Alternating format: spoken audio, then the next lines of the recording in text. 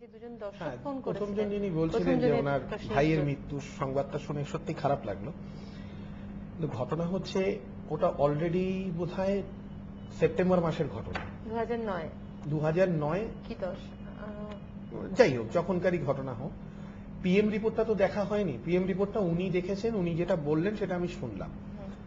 তো যদি ওনার মনে হয় যে এটা নিয়ে উনি এনকোয়ারি করতে চান, সেক্ষেত্রে উনি আমার সাথে যোগাযোগ করতে পারেন বা অন্য ডিটেকটিভ এজেন্সির সঙ্গে যোগাযোগ করতে পারেন। সেটা একবার সামনে রিপোর্টটা পাওয়ার পরে তথ্যগুলো কি আছে সেগুলো দেখে নিই, তারপর পরের প্রসিডিওর কি হবে সেটা বলতে পারবো। এই ধরনের ঘটনা যেগুলো অনেকটা পুরনো হয়ে যায়, সেক্ষেত্রে ইনভেস্টিগেশন করাটা কি সেক্ষেত্রে আরো তো কঠিন একমাত্র হয়ে যায়? আমাদের কাছে অস্ত্র বলতে পিএম রিপোর্টটা থাকে। সেই রিপোর্টটা আমাদের যারা মেডিকেল টিম আছে, বিভিন্ন ডক্টর রয়েছেন, তাদের সঙ্গে আমরা এটা নিয়ে আলোচনা করি। সেখানে কজ অফ ডেথ থাকে, তারপরে থাকে তার পাশাপাশি হচ্ছে সেই সময় কি ঘটেছিল না ঘটেছিল সেই জায়গাতে ইনকোয়ারি করলে কিছু যদি তথ্য পাওয়া যায়, সেই তথ্যের উপরে ভিত্তি করে আমরা আগের ইনকোয়ারিটা প্রসিড করি।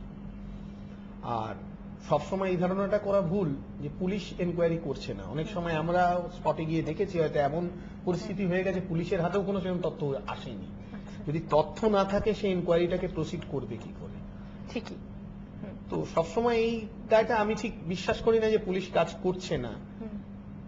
পুলিশ দেখুন নিউট্রালি কাজ করে, হয়তো তাদের কাজে হয়তো একটু সময় লাগে, কিন্তু তারা যে এনকোয়ারিটা করে সম্পূর্ণরূপে নিউট্রালি এনকোয়ারি করে।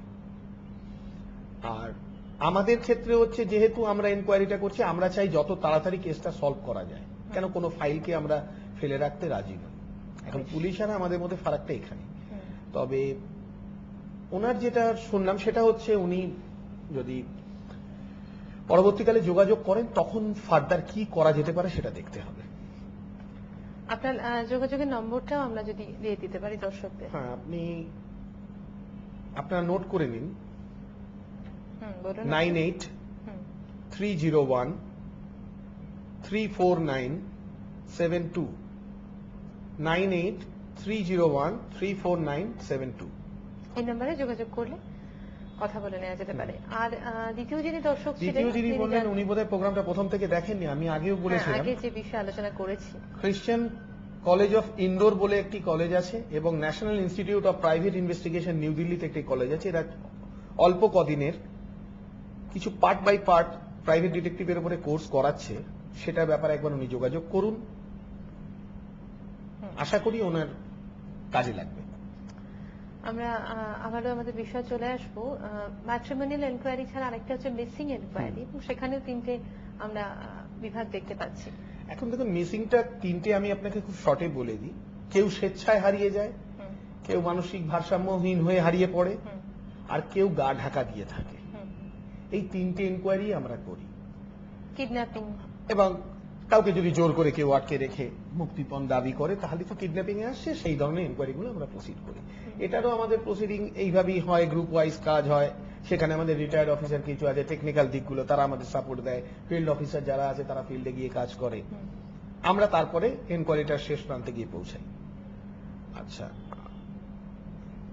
আর নেক্সট এই ধরনের যে এনকোয়ারির কথা আপনি বলছেন, মিসিং এনকোয়ারি সাধারণত কোন বিষয়গুলোর উপর নির্ভর করে থাকে, মানে কিভাবে আপনারা ইনভেস্টিগেশনটা চালান? দেখুন, প্রথমত হচ্ছে মিসিং কোনো মানুষ হারিয়ে গেলে এক হচ্ছে তাকে খুঁজে বার করা। প্রথম আমরা যে দিকগুলো দেখি সেটা হচ্ছে বিভিন্ন হসপিটাল, যেখানে ধরুন অনেক মানুষ হয়তো কোনো জায়গায় কেউ অসুস্থ হয়ে পড়েছে, কেউ তার পরিচয় জানতে পারেনি, তাকে হয়তো ভর্তি করে দেওয়া হয়। অনেক সময় দেখা যায় কিছু কিছু মানুষকে জেলেও রাখা হয়, সেই জায়গাটা ইনকোয়ারি করি। তার পাশাপাশি হলো ইউডি কেস, যেগুলো মনে করুন যেগুলো আইডেন্টিফাই করা যায়নি সেই কেসগুলোকে আমরা দেখি, যেরকম রেলে কাটা পড়ে মারা গেছে, জলে ডুবে মারা গেছে, যার কোনো আইডেন্টিফিকেশন হয় না। তো ইউডি কেসগুলো যে প্রত্যেকটা থানাতে তো থাকে, সেই ফাইলগুলো আমরা খোলাই, সেখানে যে ফটোগুলো রাখা থাকে সেগুলো আমরা দেখি। দেখে প্রথমে আমরা এই সিদ্ধান্তে আসি যে ভদ্রলোক জীবিত না মৃত। যখন অব্দি ওনার মৃত কোনো হদিশ পাওয়া গেল না, তার মানে ভদ্রলোককে আমরা ধরলাম জীবিত। এইবার পরবর্তী স্টেজগুলো আমরা ধাপ বাই ধাপ চলতে থাকি।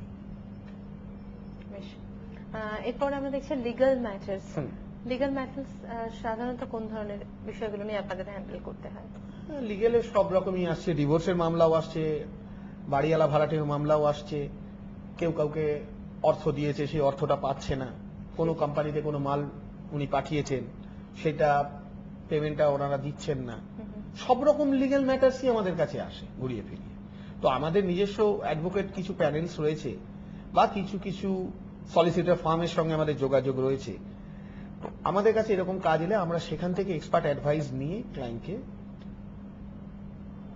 চলতে সাহায্য করি। হ্যাঁ, ধরুন কেউ ঘুষ নিচ্ছে, হুম।